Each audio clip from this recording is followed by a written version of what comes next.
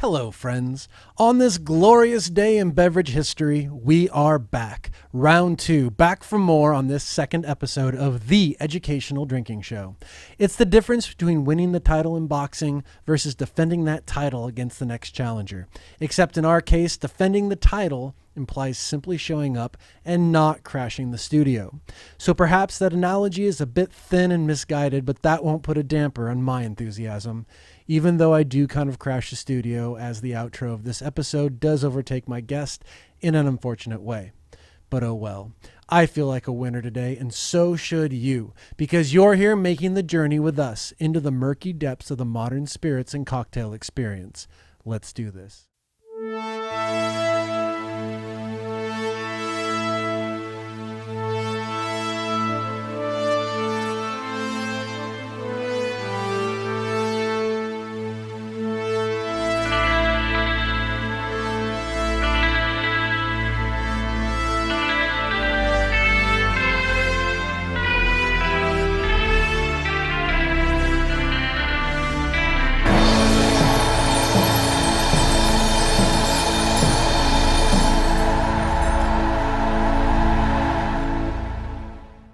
Today's episode of the Educational Drinking Show is sponsored by Old Potrero Rye Whiskey. Pot distilled from 100% malted rye, this delicious whiskey marked the return of pot distilled rye in the United States in 1993 and was another pioneering achievement by the great Fritz Maytag. Keep an eye out for the 18th century expression of Old Potrero, as it's unique in that it is aged in toasted barrels, as would have been done in the 18th century rather than the common charred barrels of today. Good stuff. My guest today is Danny Ronen, who I'm really excited to have as a neighbor, as it means I'll be able to have him back onto this renegade broadcast with some degree of frequency. Mr. Ronen is a people's champion of bartending, the guy behind the guy who seems to pop up everywhere, know everyone, and emerge as a dark horse in whatever situation he finds himself in. He works in the world of spirits and cocktails as a consultant and educator, and he is a passionate and insightful storyteller, blessed with a honey golden voice that is soothing while poised, calming while confident. Hailing from across the bay, I'm pleased to share with you my conversation with the esteemed Danny Ronen. How do you sum yourself up to someone who's never met you before? God, an enigma within an enigma, Alan. Yeah? Well, the joke is that long running joke is that, friends that have known me for 20 years already they're like, what do you do again? Or people that I've worked with are like, what do you do again? Like, it's just kind of like the running joke. And it's partially funny, but it's partially, it would probably be helpful if people sort of understood a little bit. So food, wine, and spirits education side for a long time, and then went on to supplier side kind of as it was a friend connection, and loved it, learned a lot, was happy to do it, and was happy to not do it when it was over. But it was actually a really great thing to learn, because whether you're working on operations or whether you are teaching management or actual bartenders or even execs, to understand the concept of how distribution and how working with suppliers flows is hugely important. So I feel very blessed to have had those little pieces and to have learned that way. But now I have my own company that I started back at the end of 2000 called DC Spirits, and Food, Wine, and Spirits Education, with a focus on small producers and sustainability. And then I'm also the director of education for a company called Liquid Kitchen. My friend Kathy Casey started almost 25 years ago. She launched the FAME program, which is Fairmont Artistic Mixology Experience, for the Fairmont Group, and asked me to take it over in 2012. And so I go to most of the properties. Keith Waldbauer goes to a lot of the properties as well, and he's also just phenomenal to work with. And so that takes up a big chunk of my time right there, because Fairmont keeps growing. And then the rest, I work with national accounts, developing programs, and I'm out there just a lot talking with people and getting them excited. Angus Winchester denies that he came up with this. It came from somewhere out in the ether, that a sale is a transfer of enthusiasm. And so I feel Whoa. like if you go somewhere and you speak to a group of people, whether it is bartenders or servers or as management or execs, if they're excited about this thing that they're doing, whether it's like, hey, it's a bartender, they've got this new cocktail, if they're excited about it, they're going to sell it because really it's palpable for their guest. And they're just, they can be like, I don't know, I don't recognize anything on this menu. I don't know anything you just said, but you seem pretty pumped about it. So I'm going to get that. That sounds good. So, it's not a ruse. Like, it's something that works really well because when you're talking with guests, you're not going to do anything that you're not proud of anyway. So it's just a matter of like, if they have the knowledge and they feel confident, everything goes smoothly after that. So I love doing that because you change someone's perspective, you open their eyes, and then they pass that on to another person. And then that's how like knowledge grows. So what's your day-to-day look like as an educator? Well, it depends. So if I'm doing an actual, a training on a property, that's usually anywhere between 3 and 5 days, sometimes a couple of weeks if it's the launch of a new bar or restaurant, or especially if it's far away. So just did Antoinette here, which is at the Claremont Hotel, or at the Claremont Fairmont, which I call it.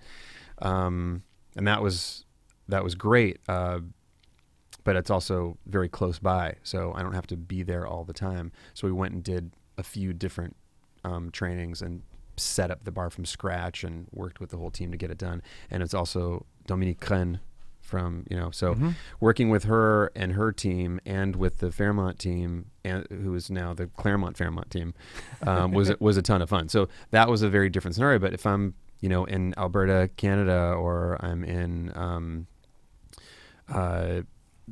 Southern California or Seattle or Bermuda, then I'm there for an extended period of time. Oh, wow. Anywhere between 3 to 5 days for a North America property, and then for the international properties, sometimes a couple of weeks. Wow. Mm-hmm. And what are you spending your time doing while you're there? It depends on their level of skill, and sometimes, honestly, like availability of product, availability of tools.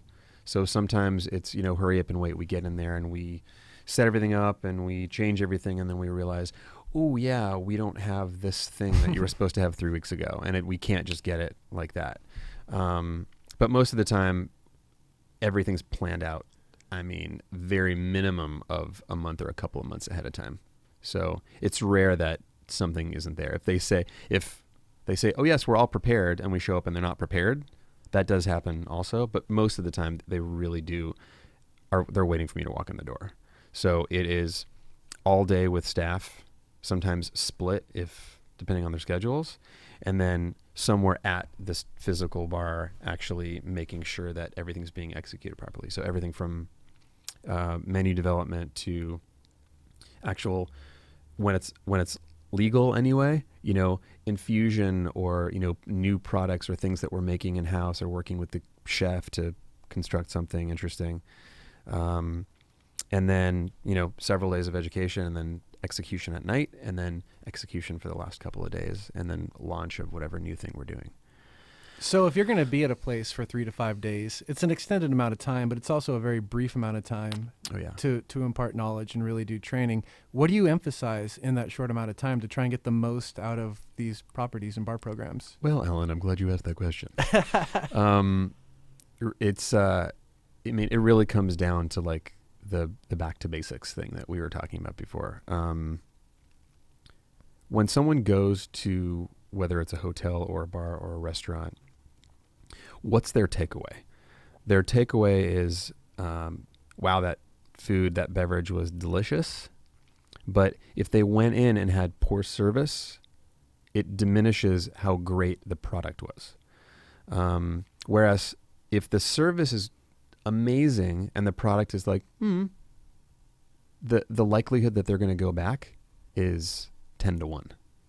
I mean, it's exponentially higher. So really the goal is, to get, again, it depends on skill level. I can go to a place where like, we're always doing advanced training. We're always doing like new things. Here are new tools that I brought, or new products that you guys haven't tried before. Let's get into it. Or I know that you know what you're doing. Let's dive into cognac. Let's dive into high-end whiskeys that you never get to try. But if you haven't tried them, how are you supposed to share that experience with the guest? Whereas if they try something they've never had before, they're like, that, honestly, the Glenlivet 15 is like the best thing I've ever had. Guaranteed that gets shared with the guest, and that turns into, you know, a memorable experience for the guest and sales for the property. And so it's a triple win.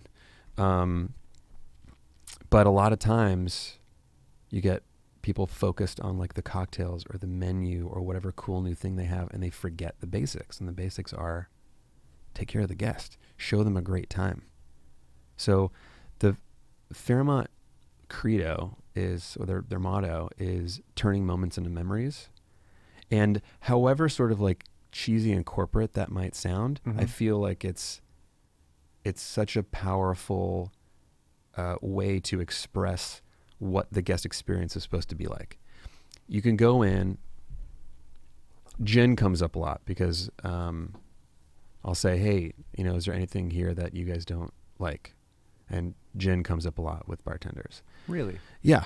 It's still kind of a thing. They're not really used to it, or they don't know. And then we go through it and we do things like South Sides and gimlets and, you know, using fresh lime and they're like, oh, this is actually really good. And then they start to get it, and then we start using different gins and they see how these things differ from one another. If a guest comes in and says, and you say, you know, how can I help you? What can I make for you? And their response is anything but gin. Just as someone who loves sharing, my first inclination is like, how do I sneak gin into you? Like, I want you to love this thing. How can you not like this thing? But you don't want to do that. You don't want to lose the trust of the guest. And once you gain it, you can say, I have something that I'd love for you to try. If you don't like it, you know, I'll comp that, you know, if you have the ability to do that, of course. And you let them try something. Obviously, you make sure that it's not something they're allergic to, you know, right? But if they try something and they like it, even if they don't love it, they will walk away being like, oh, I went to such and such bar, and it was the first place I ever liked gin. What's your strategy for accomplishing that? Is it trying to mask the gin in a way where it's more balanced? No. It's a lot of the times, it doesn't matter what the spirit is, whether it's gin or vodka or tequila or rum or what have you. Most people who don't like something, unless it's a specific, you know, aspect of that spirit, or in the case of gin, a botanical, like anise, that just really, you know, that just really drives people off. A lot of the bad experiences people had were from drinking it out of a plastic bottle in high school. I mean, it's true. They just, like, you can't smell tequila for a while because you had a brand that will not be named here that is a mixto tequila, and they had way too much of it, and they couldn't smell tequila for a decade, if not 2 decades. Yeah. You know, that happens a lot. So it's not about masking it, because you can make something really great that makes that spirit shine. It just depends on what the person wants. So if you're like, you know, what do you normally like? Oh, I like mojitos. Boom, I'm making them a Southside. You know, I'm changing it up to lemon. I'm putting fresh mint. I'm putting gin. To them, it's going to look like it anyway. They're like, oh, this is a little different. I'm not going to choose something that is, you know, 47% is going to punch them in the face, but I will ease the way in. I mean, the goal is not to go from 0 to 60. The goal is to like get them to start branching out. And if you change someone's perspective even a little bit, and they're like, oh, I hate it. You know, at the very minimum, I don't hate gin now. You know, they're like, this opens a whole new world for me. Now I can go to menus where normally I go like gin skip. I'm like, oh, hey, I had this drink over at this place, and normally it's the first time I've ever liked gin. It was kind of like a gin mojito. You know, if the bartender knows, he's going to be like, oh, it's a Southside. Would you like me to make you Southside? Yeah, actually, I would like something a little bit different, but along those lines, like something citrusy. You know, it's a good start. But again, it's the turning moments into memories thing, where are they going to remember the name of the bartender? I don't know. Are they going to remember what they had? Maybe not even. But that they're like, you know what? I went to this place, and it was the first place that I ever liked gin. always remember that. And so it's like those little things. It was the basic thing of the bartender listening to the guest, the bartender pulling the guest in, whether it was the first cocktail or the second cocktail, and getting the guest to like trust their judgment, and then maybe going a little bit outside the box and saying like, hey, I'd like you to try something. So it's nice. And on one hand, there's a group of bartenders that don't want to be adventurous. They want to play it safe because they know it's going to work. They know they're going to get a tip. They know the guest is going to enjoy it. And then there's the other side of that spectrum where they're like, I'm going to get weird on you. I'm going to get super weird. And if you don't like it, you just don't have a good palate. That's not the way to go either. Yeah. You know? So being able to really connect with the guest, that's of course, if there aren't 6 deep at the bar, to really be able to connect with the guest and turn that moment into something they'll remember forever is like the backbone of back to basics. Like just remember the simple things. And what is the state of the modern high-end hotel bar? You know, not talking about those outliers that are just world beaters, but you can find in every city a great high-end hotel bar. Well, part of that discussion we're going to have at the next podcast. But for this to relate it to the back to basics concept is there are not a lot of hotels that have consistency. Mm-hmm. Consistency, it's an issue in food and beverage everywhere anyway. Mm-hmm.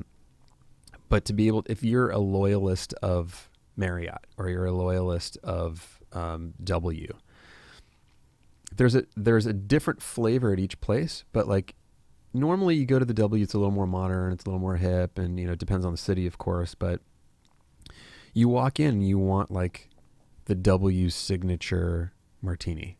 You want the W signature old fashioned. If you are a loyalist of that brand, there's something that's comforting about that.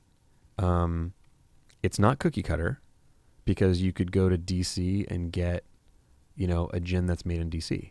Mm-hmm. But it's made in the same style, or at least there's like the brands you recognize, and then there's this other one. You're like, oh, what is that? What's that green bottle over there? Uh-huh. And then, oh, that's a local gin. Great, I'll have my martini. I love it stirred, and I'll try it with that. But these places all use the same soaps. They all have the same turn down service.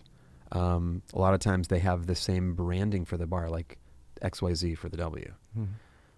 Why don't they have something that is, when I go to some sort of outlet at a hotel, like a bar or a restaurant, what am I getting first? Most likely I'm getting a drink mm-hmm. before I'm ordering any food. And it's still that thing that gets paid attention to the least.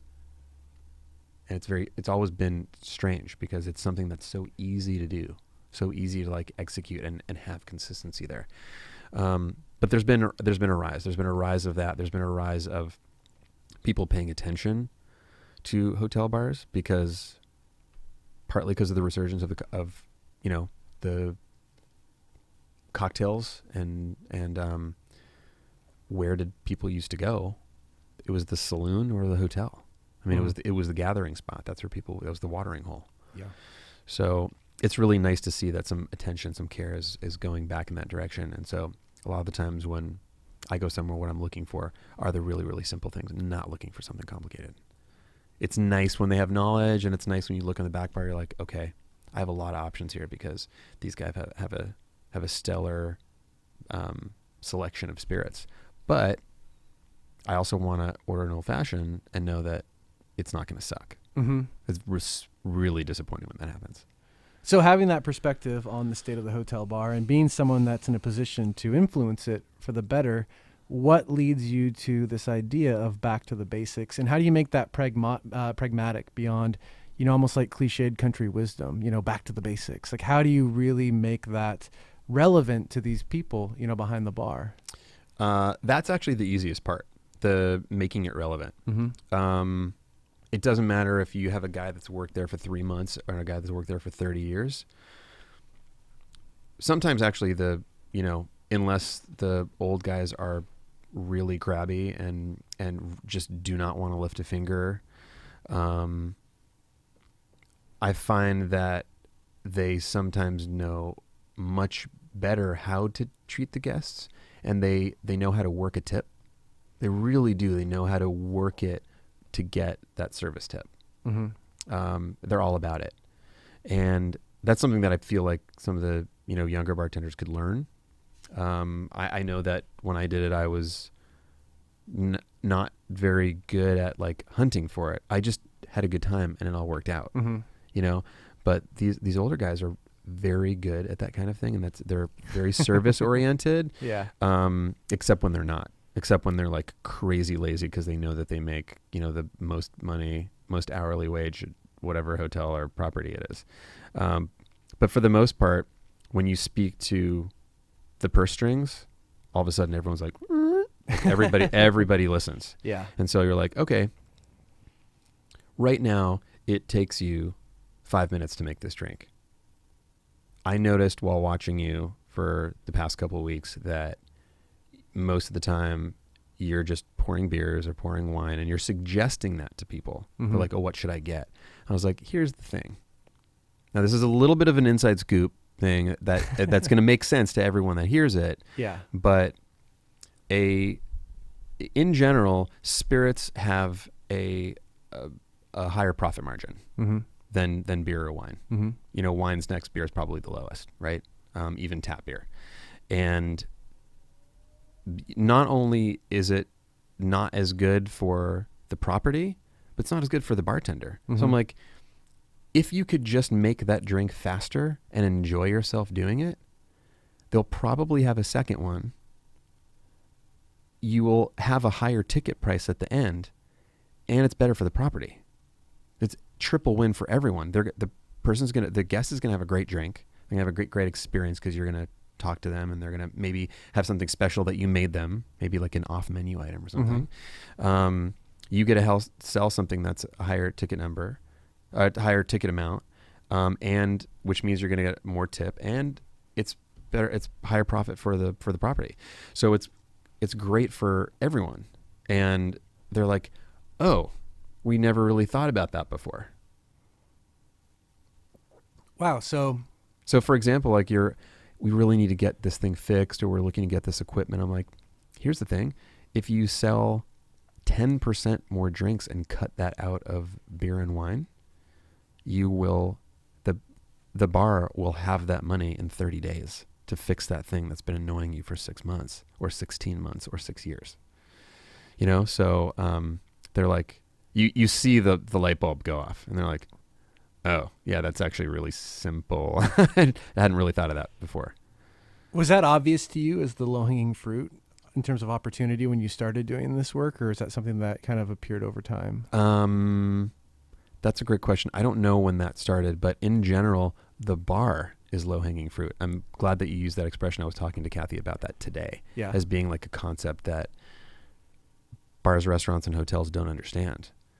Is that, would you ever open for business as a restaurant without making sure that your ingredients aren't spoiled? Probably not. It happens at the bar all the time. They're putting out old garnishes. They're not tasting stuff. I don't mean like, the vermouth that's been out for 3 years. That's also something that's personally hurts me in the heart. I'm sure you as well.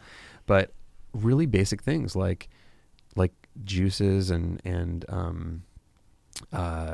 like purees and things that are perishable. Like they just don't check it. And I'm like, or simple syrup not being 1-to-1, or like having mold growing in it if it's been left out for 6 months. And then they wonder why all the drinks taste weird. Well, did you taste these components that you're going in? Oh no, we didn't do that. Well, why not? Well, manager never checks it. Why doesn't the manager check it? They're certainly doing that at lineup in the kitchen. Yeah. So it's definitely, the bar in general is low hanging fruit. It's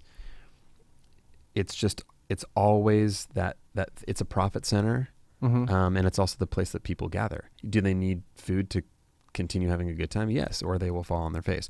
It is, we need food. We don't have to have liquor. We have to have food, but it is the thing that people go out for. So at the very minimum, like, this business might be a fun business, but it's still a business, and it should be run like one. And it's not something where I don't like going to a place where you can smell that they're taking advantage of the guest. Like they're really pushing the envelope on, having $14 cocktails and using spirits that I know the bottle costs less than that. Like, I don't like seeing that. Yeah. But if you go to a nice place where they're charging a lot for a cocktail, I want to see great spirits. I want to see, fresh everything, and I want to see knowledgeable staff. Mm-hmm. And that's not that difficult to do. It's education. It's really like, those are the basics. Before you get any kind of new gadget, your best tool in the entire property is your staff. Okay, so you came to this realization over time, Mm. and you've put it into practice in your work with the Fairmont hotels. How do you take it from that to, this upcoming week, you're going to give a talk at the Nightclub and Bar Show on this very topic to most likely a lot of seasoned professionals. How do you make it relevant to them? So, the seminar is back to basics, and it's me and Kevin Dietrich and Russell Davis, and it'll probably be, a very amusing conversation that we're going to have in front of people, and then we're going to have Q&A.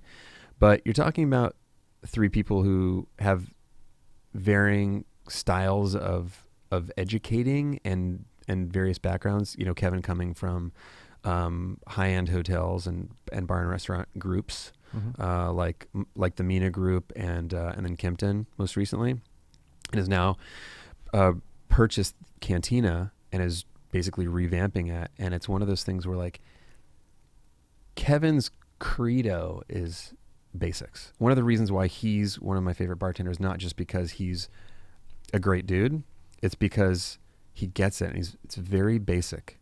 He understands flavors, but he also, I can't recall the last time I've seen a drink he made that had more than 4 ingredients in it. Like he's very straightforward, and most of the time when like you or I walk into a place, we already know what we want. Mm-hmm. And that, honestly, that happens for most people that go into a bar. They're like, I already know what I want. Sometimes I always scan the cocktail menu. For the most part, I'm like, unless something like that looks very interesting, I'm probably going to ask for something dry, probably going to ask for something like really low sugar, a little on the bitter side. Kevin's one of the few people that, although that's the style that he makes and excels in also, he's like, you know what? I've got something for you to try. It's not like your norm. I would be like, blindly say yes. Because his principles are these principles. Like, they're the principles of like simple, straightforward, know your audience, which is my mantra. Like, figure it out and go with that particular flow. And then Russell, who spent the last several years basically like back-to-back flipping bars for Bar Rescue. So really interesting perspective from two folks where, I go to an established property and have 3 to 5 days to not necessarily entirely revamp, but to create a new menu, but using what we have there. Russell's going in 5 days, has to flip the whole place, new concept, new everything.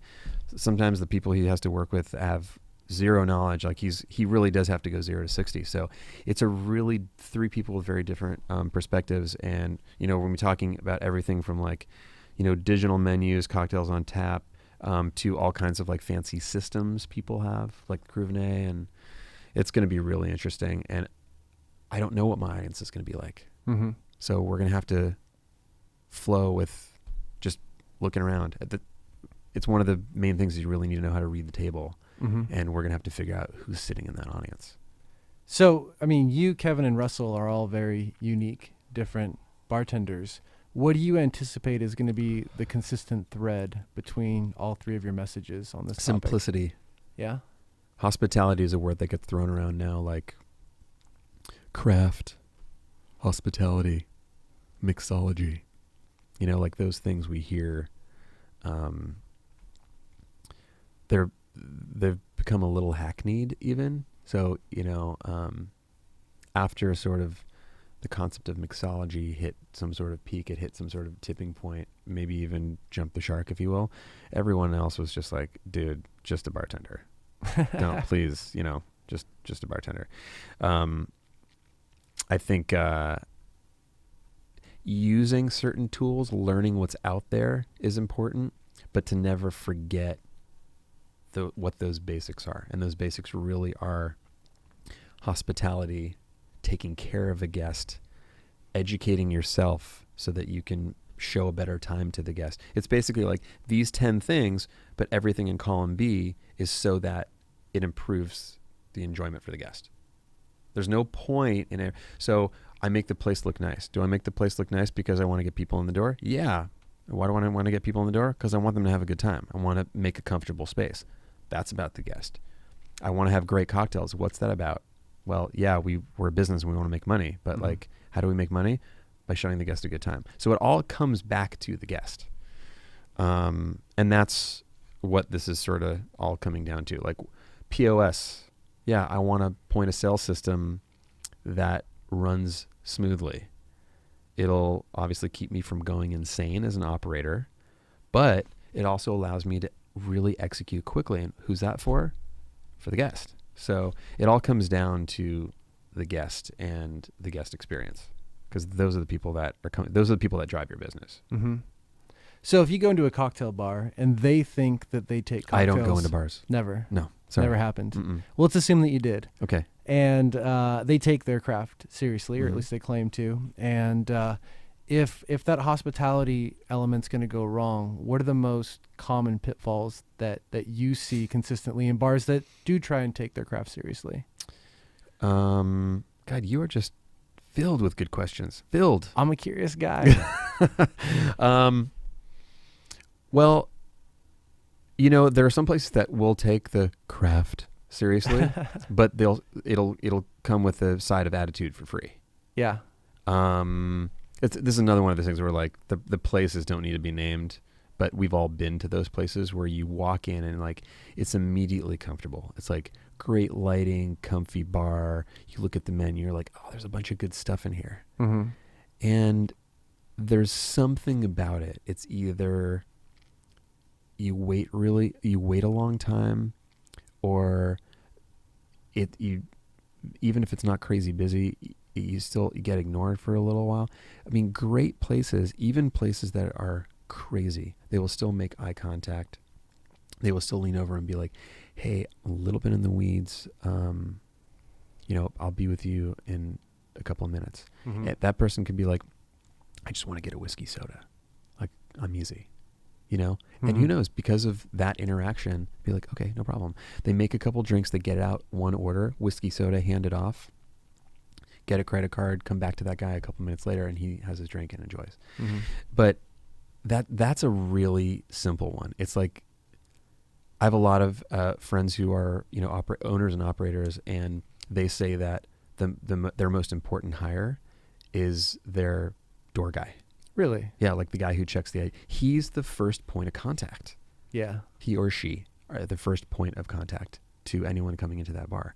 And if you feel like you're thrown into, sorry, Vegas, you feel like you're thrown into some long Vegas club line where everyone's sort of like sitting around waiting for something to happen, and the place inside is empty, it just feels crappy. It immediately like taints your experience. Mm-hmm. So that's really important. And it's the same thing when someone walks into the bar, that as the bartender or even the floor manager, like zip up and say like, hey, the bartender's got like 10 tickets right now. Can I get you something in the meantime? Can I, here's the menu, and, can I get you a sparkling water, or like, can I get you a whiskey or something? Like, it's each experience is different, but what's the likelihood that you're going to have a loyal follower, even if they do have to wait 15 minutes for their first order? Yeah. It's going to be so much higher because someone took the 10 seconds to make a connection. Yeah. Yeah. It sounds like a zero-sum game. Either it happened or it didn't. Either it was a great experience or it wasn't. Yeah. It's one of the things that bugs bar owners about Yelp.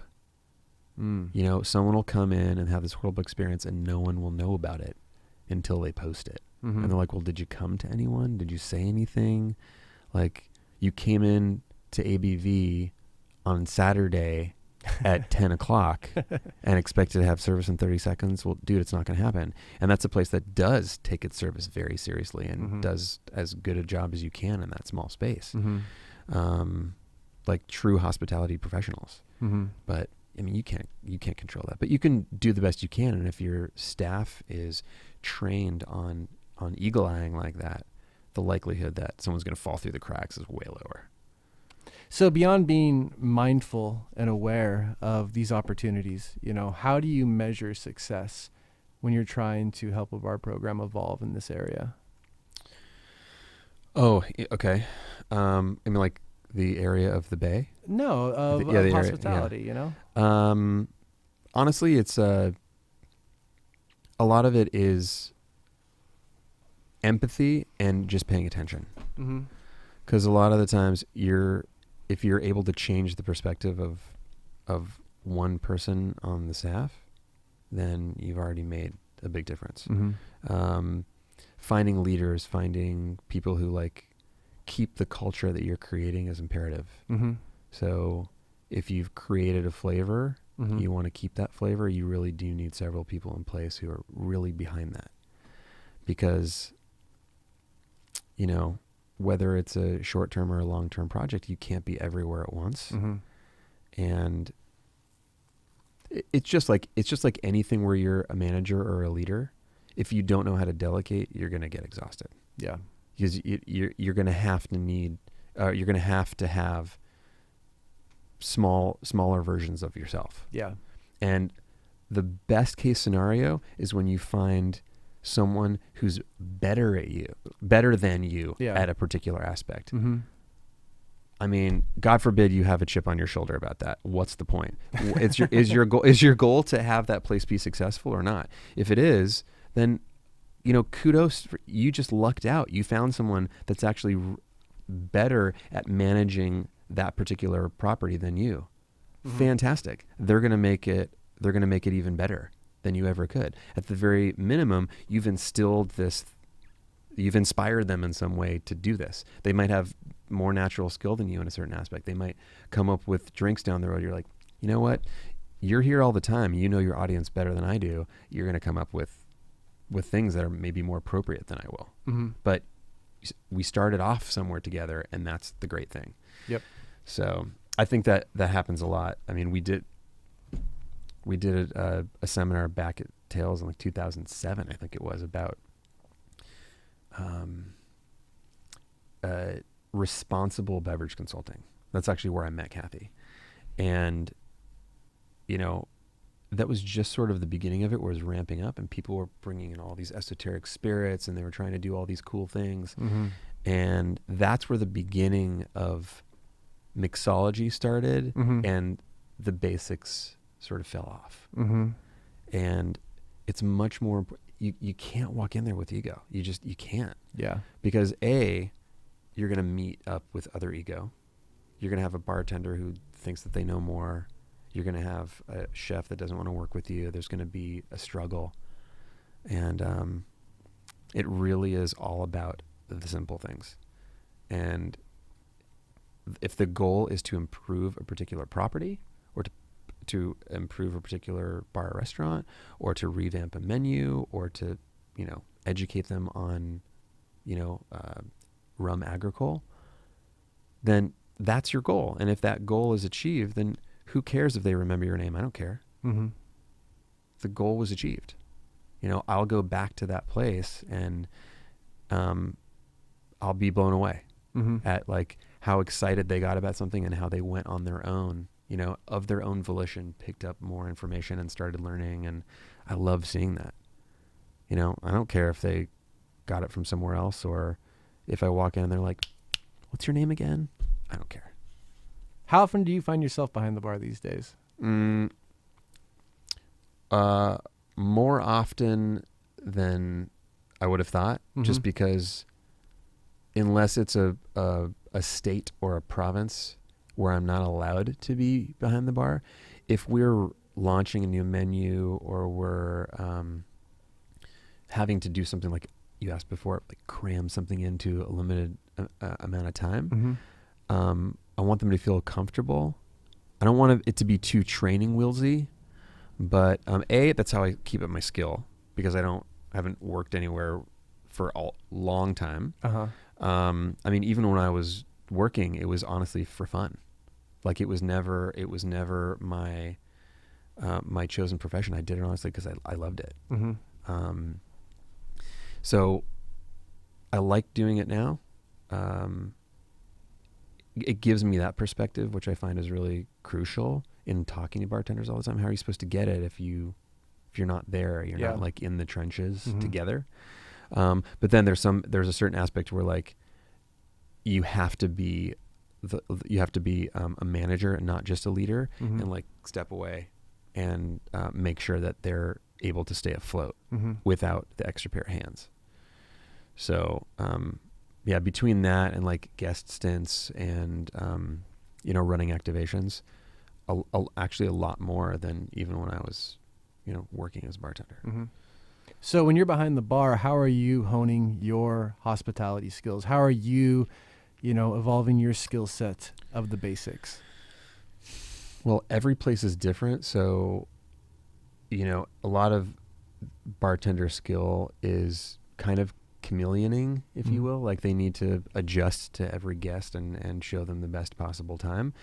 And for me, on top of that, it's like a different property every time, a different location every time. So I'm getting used to like a new setup and to new people and how to work with them and, dealing with guests. I actually really love that. It's the lumosity of bartending. It's like it's like you're testing your brain in a different way. It's like, you're throwing yourself for a loop. And I actually really enjoy it. Yeah. It's a great way to learn. If you go through a day, I mean, kind of my joke is if someone, says something and I'm like, oh, I didn't know that. I'm like, damn it. I told you I didn't want to learn anything today.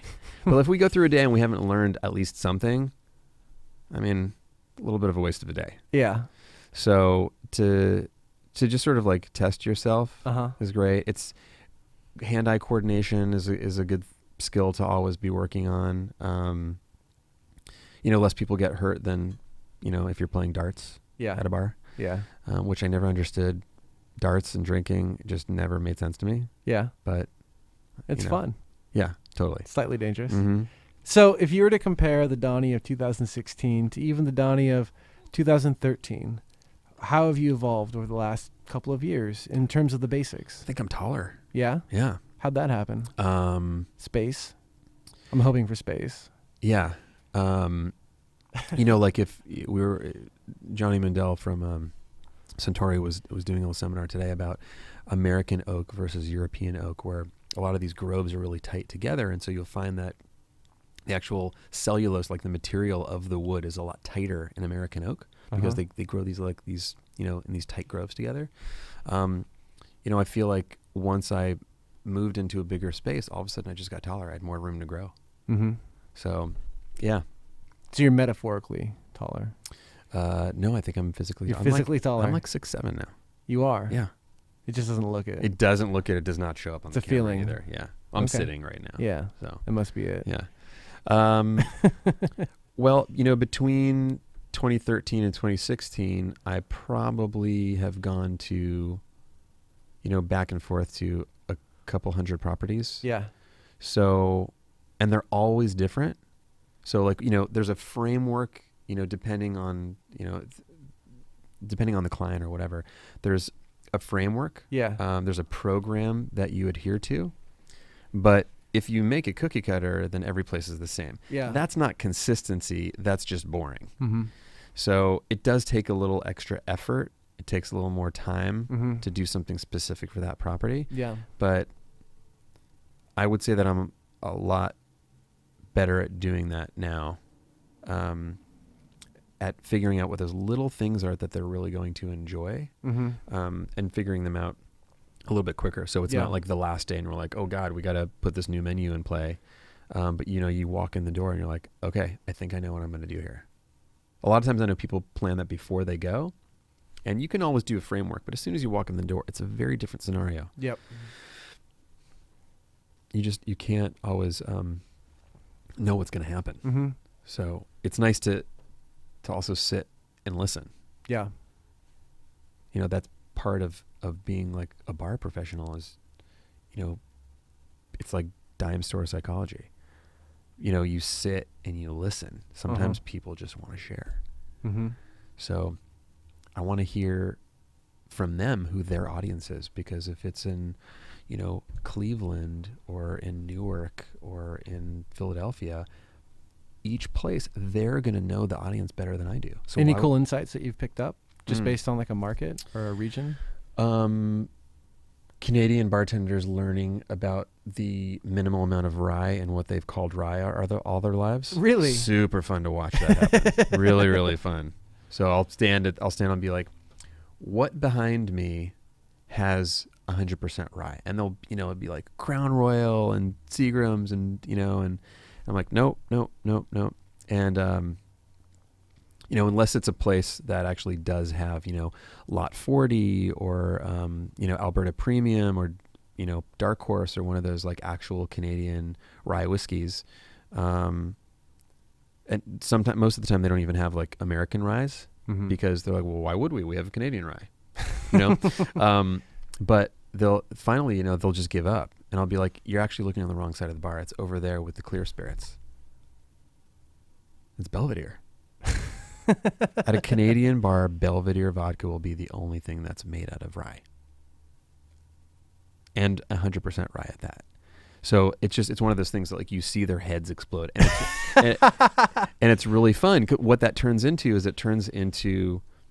them sharing knowledge with a guest. Mm-hmm. Or even better, they then get inspired. They're like, oh, we should probably get some Canadian ryes. And there's some great stuff out there now. Mm-hmm. It's those. I love those little things. Or you go somewhere and you're like, "What's tequila?" And everyone's just like, "Cactus." Like just those things that. Listen, we all thought that too. Like until we were educated, that's what we thought.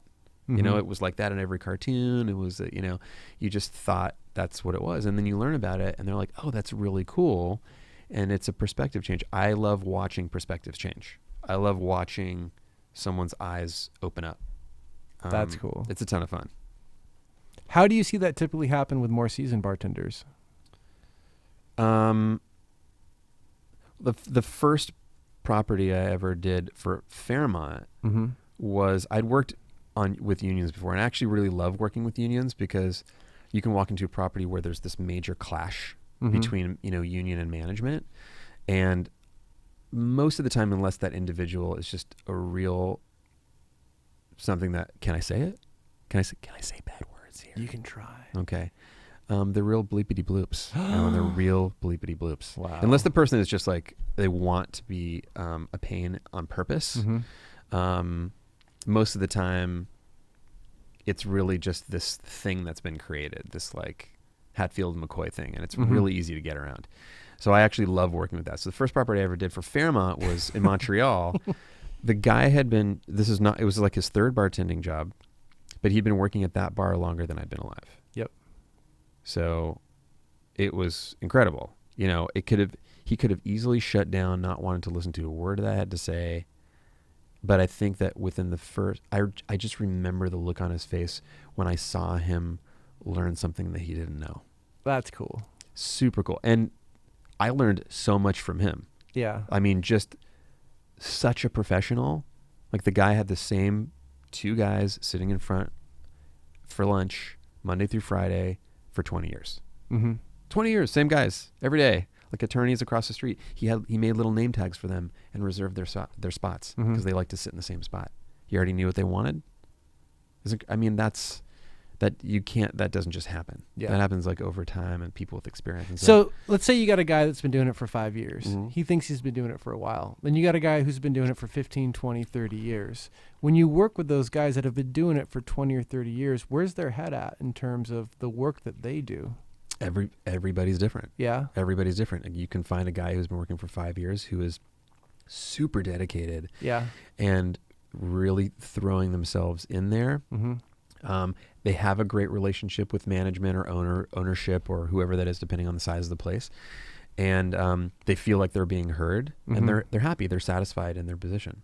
You could have a guy who's been there for 15 years and like knows the in and outs. He's been there longer than the managers. He's outlived everybody. Yeah. And he's a son of a bitch. Yeah. Like super angry, unhappy person. Yeah.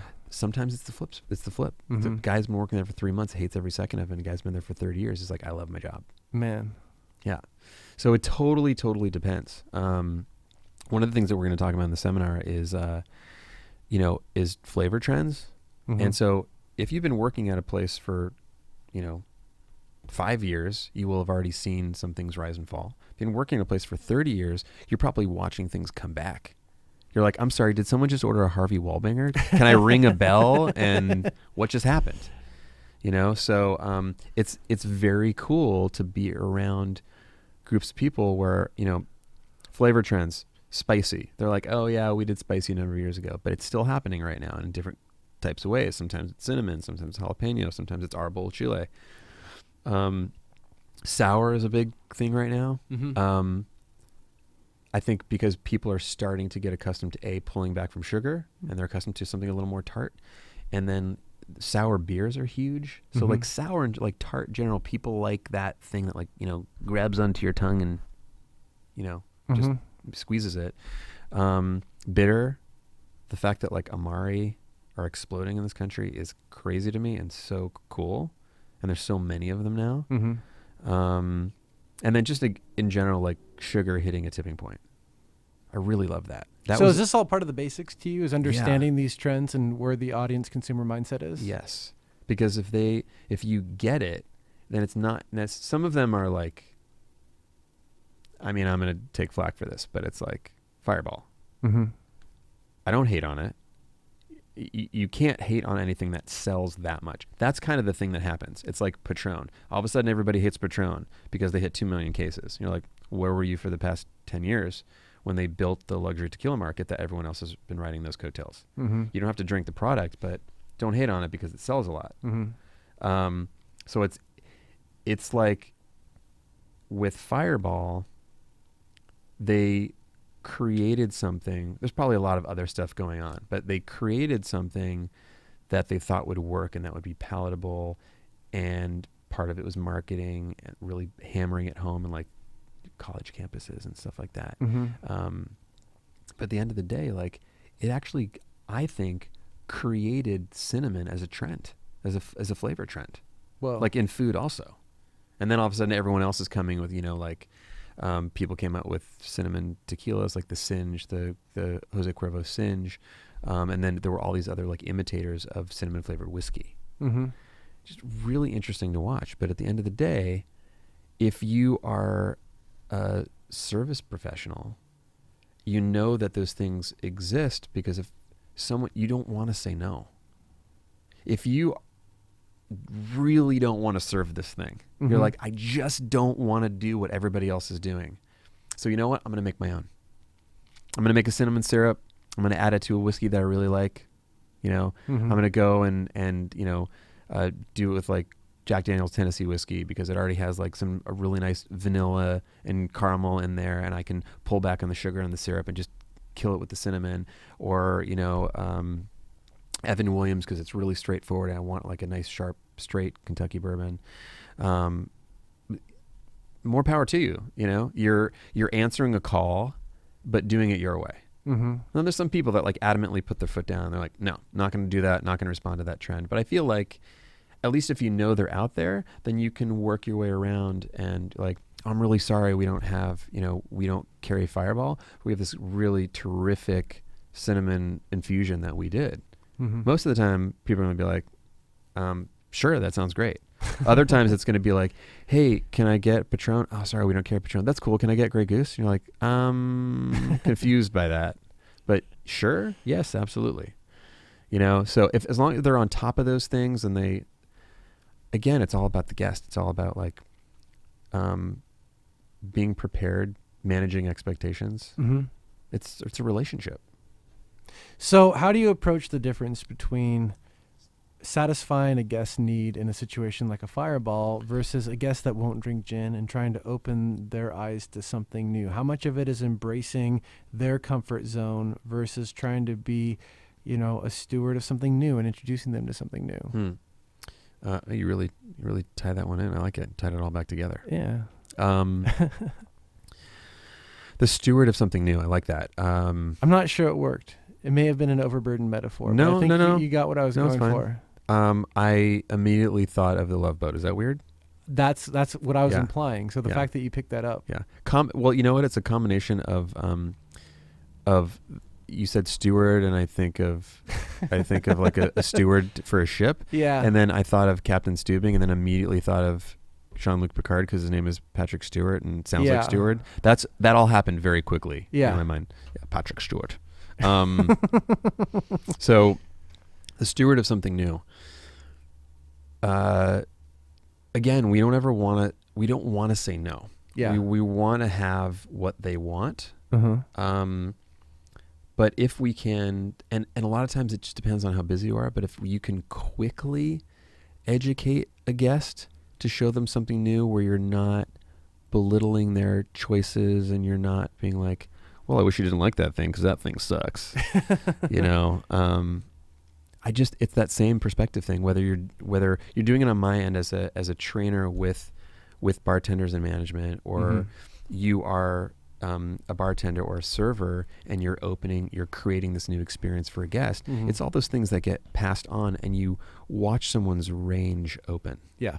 I mean, how great is that? As someone who loves flavors, it really bothers me to not like things.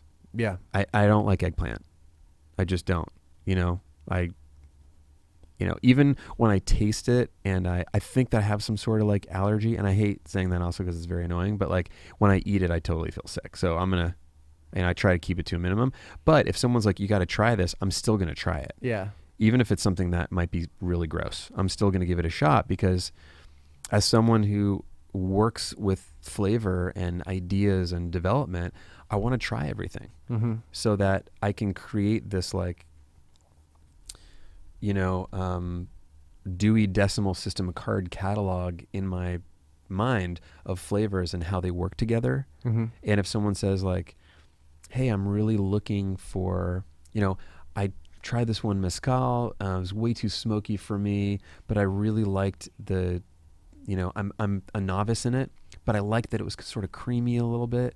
I'm immediately going to be like, Del Maguey Minero, like low on the smoke, like not that briny, creamy, like viscous texture a little bit. And it's that thing, you create the catalog of flavors in your mind, then you can share it. But if we're not tasting things all the time, how are we supposed to do that? So it's a combination of like pure memory, like memorization and categorizing, and then being able to access that memory. And so it's like the way people talk about Murray Stenson in Seattle, how you'd walk in, 10 years later to his bar and he'd remember something about you. Yeah. Like almost to like a disturbing level. You're like, how do you do that? Yeah. That's crazy. This is a crazy segue, but a bunch of years ago, I was on the 3rd Street Promenade in Santa Monica. Yep. There was a guy who took like a rope from like a ship, like thick rope, and made generally like the shape of the United States in this big area. Then he took 30 people and he asked them their name and their city. That was it. Okay. And then he mixed them all up and then had them come and like stand in a line. And he would remember their name. He would put them where that town was, and he would tell them their zip code. Whoa. And so let's say you said Manhattan. You're like, oh, I live in New York City. I live in Manhattan. He'd be like, okay, great.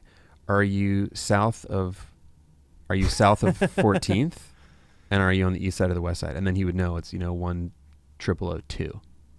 But certain places, like if they're small towns or whatever, he would just know the zip code. Why? I don't know. So my theory is there are superheroes among us. Yeah. And some of them decide to use their powers creatively, and some of them just love this superpower they have and they just want to have some fun. He's so just like picking up women, or I don't know. How many women you know that you're like, oh my God, you knew my zip code? Yeah, let's go home. I mean, what's going on there? And that took a lot of planning. I mean, you got to get the rope and the space and the people. Yeah. He went way out of his way to By make the way, this point. you and I could get the rope and the space and the people. Could we memorize every single zip code in the United States? Unlikely. Not today. No. We didn't need at least 72 hours to do that. I like that this is the story that really got me fired up, too. Yeah. Yeah, right? But that is I feel unsettled. the concept of like a great host, is that they have these like superpowers that they're using for good in like taking care of their guest. It's like Murray with his memory, with his like crazy memory. Or, I mean, honestly, Julio Bermejo. Mm-hmm. He's just a connector of people, a really Yeah. great connector of people. B, he has this incredible memory. He might forget to like lock the door to his house, but he will remember where you met, how you met, something about, like, oh, how's Juliet? She's great. Thanks for asking. Like, he's so good at that. He's like hospitality built into him, since 1965, Wow. It's really incredible. There are certain people like that are just incredible hosts. And part of that is them using their memory for good. Mm-hmm. And then the other thing past the actual, the tools that we have ourselves are actual physical tools. Like, Coaster is that app where you can pre-order cocktails. It's like actual fun, cool technology tools, like the Cruvenet, where you can have very cool wine by the glass program. And it's, every time you use it, it shoots a little, argon or something to, keep the wine from oxidizing. Cocktails on tap. It's a great way to, and we could do a whole session all about cocktails on tap and we will. The pluses and minuses of them, mostly pluses. But there are these tools that people can use where if they really understand who their audience is and like the structure of, or what their brand is, like, who are we? Like, are we Red Lobster? Are we Bourbon and Branch? Are we a huge national account? Like, who are we? Who are the people that come in the door, and how are we representing ourselves? And in doing that, you figure out what are these great tools that are out there. Like, if my audience, and they're a bunch of like super tech savvy folks who like always have phones out, or they're very connected. Maybe getting something like Coaster is a great thing, because people can order their cocktails. It shows up in my POS. The ticket prints. I put the cocktail down with the little ticket. It matches the thing on their phone, and they get their cocktail. That way, I don't have 6 deep at the bar. I have like a service well who's constantly churning those things out. It's faster for everybody. But sure, there's all kinds of cool technologies out there. Is it the right technology for me? Is it the right technology for my guest? Because I can do all kinds of things. If I have guests that like are never going to use that, then what's the point of having it? Because it's cool? I don't know. I hate it. What, those kinds of things? Yeah, no, because we went to the airport the other day in Newark, and we had some bags to check. So we were going through United, and they had these robot kiosks, and you have to print your own bag tags, and you do the whole thing. And I can't figure it out. So the lady does it for me anyways, even though it's an automated system. And then the same thing happens at the bar. And it's all like an iPad system, and everything is all, and she ends up doing it for me anyway. But, and by the way, you're not a tech dummy. I know, I feel pretty confident, but I think, I don't know, like it takes the hospitality out of it for me. I want to just sit down, and I want to talk to somebody, and I want them to make me a drink, and I want there to be an interaction, and I don't want to talk to an iPad. It freaks me out, quite honestly. And I can see the merit of it, and I can see how it has an application, but. So let's talk about iPad menus for a moment. Yeah, shall we? Sure. Do we have time? Of course. Okay. Okay. So I came up at a hotel, much like the ones that you work at, And I was a sommelier, and wine lists were the bane of my existence because I probably had about 36 lists, and they would end up in rooms, and they would end up in cabanas, and they would end up in bars, and keeping them up to date. And when people order an $800 wine and you don't have it anymore, they lose their sense of humor very quickly. So I can see the merit in what you're going to talk about. Yeah. So it's one of those things that I find to be very interesting. So digital menus, positives, easy to update. Yep. You know, you can change it often, and I don't mean like just updating single wines like, oh, that one's 86, we got to cut that one out. But you can change the flavor. All of a sudden it's springtime and I want to have rosé, even though rosé should be all year long. Anyway, negatives are like older clientele have problems. Yeah. You're not an old guy and you're tech savvy, but you know, that is a general thing, especially at like, you know, long time hotels. Sometimes like the design overshadows the ease of use. There's a lot of times I see those things that are super cool. Yeah. And this is also like the construction of a bar. They've made a super cool bar, but does it function like the bar needs to function? It looks cool from the outside, but if you're behind it, you want to die because it is the worst. It's like so it's the same kind of thing. Like the design will overshadow ease of use. Yeah. Or they've organized it by flavor and you have no idea how to find exactly what you're looking for because you have to guess what they were thinking at the time. Right. Yeah. Or it's categories. Like sometimes I just want to see the wine list. Yeah. And go through it. I don't want to be like, okay, red wine, and then click, and then I gotta go by region, and then I gotta go by this. I just want to see, you know, maybe all of them on one page, and I'll be like, oh, you know what? I'm in the mood for that. I'll select it so much faster. But yes, you can update it more quickly. Yeah. But then sometimes I'll find that like with like the older clientele having problems, it's not just the technology. It's like I have 20/20 vision. It's still hard to read. Yeah. It's like hard to read, partially because of the design, partially because like, are you using like a 6-point font? You know, and you know, older folks know how to like zoom in on stuff too. I mean, you see little babies do that now, which is frightening. Whoa. But do the positives outweigh the negatives on this? It's also then you have to keep up with that technology all the time. I mean, it's a great way of not wasting paper, but at the same time, like, where's the battery for that iPad coming from? Where's the iPad coming from? How did it get here?